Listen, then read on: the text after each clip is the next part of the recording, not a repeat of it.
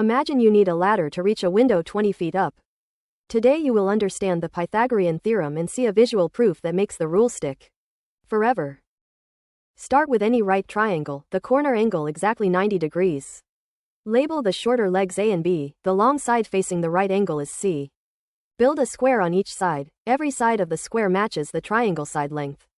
The areas become a squared, B squared, C squared. The theorem claims a squared plus B squared equals C squared.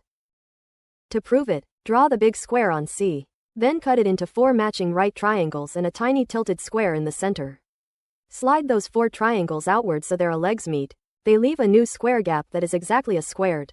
The leftover pieces you moved form another square that is exactly B squared. The 2 new squares together have the same area as the original C squared square. So a squared plus B squared equals C squared. Try numbers. 3 and 4 unit legs. The squares are 9 and 16. Rearrange, they fill the 5 unit square. 25. 9 plus 16 equals 25. You have seen the areas move and match. The rule A squared plus B squared equals C squared is proven. Use this trick anytime you need to find a missing side, from ladders to GPS distances. Generate your own educational videos for free at eduvids.vercel.app.